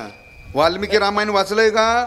रामप्रभूने सांगितलं नाही वाचलंय. मग म्हटले दुपारा मंडप मोकळा असतो, एक पारायण करून घ्या. वाल्मिकीने असं लिहिलंय, लक्ष्मणाचं आणि इंद्रजिताचं घनघोर युद्ध झालं. त्या युद्धामध्ये लक्ष्मणाने एका बाणात इंद्रजिताचं शिर उडवलं. पण पुढच्या श्लोकात असा उल्लेख केला नाही. पुढं नाथ महाराजांनी त्याच्या विस्तार केला आहे, तुळशीदासांनी विस्तार केला आहे. ते शिर पडलं. पुढं सुलोचनेने ती घेऊन युद्धभूमीकडे आली. तो संवाद झाला आणि संवादातून कळालं लक्ष्मणाची मागच्या अवतारातली ही मुलगी आणि यांचा नात्या गोत्याचा संबंध झाला. आणि रामप्रभूने त्याला उठवलं असं वाल्मिकींनी पुढं लिहिलेलं नाही. मग बघा तुम्हाला जसं करायचं तसं. मग कुठं रामप्रभूला काय करता येते. हे मारुतरायाने बुद्धिमत्तांवर खुटी ठोकून दिली. बघा मग कसं करायचं आहे तुम्हाला. त्यावेळेला रामप्रभूंनी सुलोचनेला हात जोडले सांगितलं, बाई आता माझाही नाविलाज आहेत, माझे कायद्याने बांधलेले. काय तू आता एकच करते, धड घे, हे शिर घे, गावाकडे जाय, फोन कर आणि सकाळ करून घ्यावी ती. दुसरा मार्ग नाही. नाही. मला पुढची लांबलचक कथा सांगायची आहे. माझा मुद्दा इतकाच आहे. जनाबाई म्हणते, सांग ना पांडुरंगा, ब्रह्महत्यारी महापातकी वाल्या, चोऱ्या करणारा पाप्यातला पापी असलेला वाल्या, पण देवा तू त्याची एवढी किंमत वाढून ठेवली, एवढी किंमत वाढून ठेवली की 7व्या अवतारामध्ये तुला त्या वाल्याच्या वचनाच्या बाहेर एवढं सुद्धा जाता आलं नाही. चोरट्याचा बहुमान वाढविला. म्हणजे चोऱ्या करणाऱ्याची एवढी पावर आणि आमच्यासारखे भजन करणारे चाललेत कुठं? हाच न्याय का? धुंद झाला तुझा दरबार, तुझा दरबार, या दरबारामध्ये खरा न्याय राहिला. तू अन्यायाने कसा वागतो सांगू तुला. उदाहरण क्रमांक, आवाज बसलाय तुमचा म्हणजे संपलं पाहिजे. उदाहरण क्रमांक, कीर्तिवानाचा अपमान केला, धुंद झाला तुझा दरबार. कोण होता कीर्तिवान? जगामध्ये ज्याची कीर्ती होती तो नळराजा आहे. कोण आहे तो? जगात कीर्ती होती नळराजाची. पण देवा तुझ्या मनात आलं तर तू त्याची कीर्ती ठेवली, त्याची काय अवस्था केली? नळराज दमयंती एक वस्त्र दोघा प्रती. जगामध्ये ज्याची कीर्ती होती पण देवा तू ठेवली नाही. पती पत्नीला एका वस्त्रात राहण्याची वेळ आणली तू. नळराज दमयंती एक वस्त्र दोघा प्रती. म्हणून म्हणते तुझ्या दरबारामध्ये न्याय राहिला. धुंद झाला तुझा दरबार. तुझ्या दरबारामध्ये खरा न्याय राहिला. तू अन्यायाने कसा वागतो सांगू तुला. उदाहरण क्रमांक, विठोबा रखुमाई, जय जय विठोबा रखुमाई, हरी विठोबा रखुमाई, विठोबा रखुमाई, विठोबा रखुमाई, विठोबा रखुमाई, विठोबा रखुमाई, विठोबा रखुमाई, रखुमाई, विठोबा रखुमाई,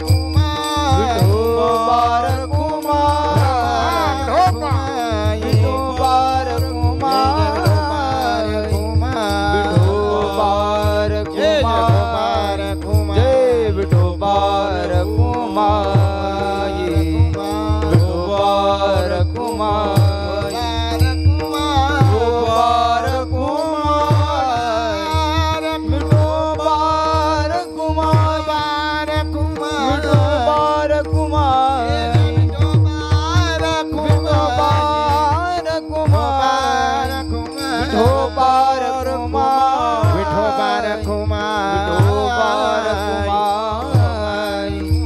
विठोबा रखुमाई, विठोबा रखुमाई, विठोबा रखुमाई, विठोबा रखुमाई, विठोबा रखुमाई, विठोबा रखुमाई, विठोबा रखुमाई, विठोबा रखुमाई, विठोबा रखुमाई, विठोबा रखुमाई, विठोबा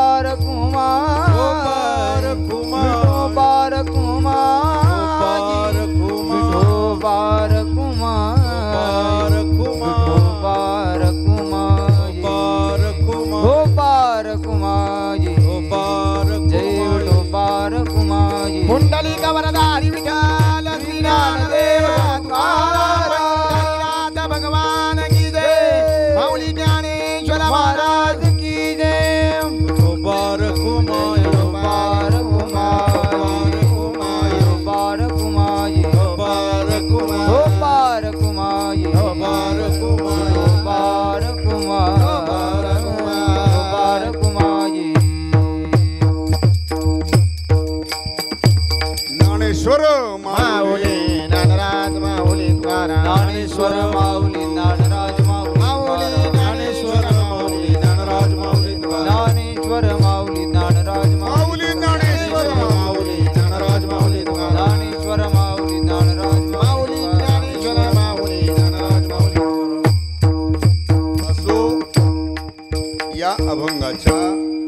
प्रथम चरणाचा शब्दशः भावार्थ मी आपल्यासमोर ठेवलेला आहे. का? अभंग हा 4.25 चरणाचा आहे, चौचरणी अभंग आहे. याच्यात जनाबाईने पांडुरंगाच्या समोर 14 उदाहरणं मांडलेत. किती उदाहरणं मांडलेत? त्याच्यातले मी तुमच्यासमोर ठेवलेत. किती? अजून बाकी आहेत. किती? 10. आता ते सगळे 10 सांगायचे म्हणल्यावर काकडा इथंच होईल, कारण ते मोठं आहे, त्याला 2-3 कीर्तनं करावं लागतात. म्हणजे तुम्ही म्हणणार त्याच्यासाठी मागं ठेवलं आहे का?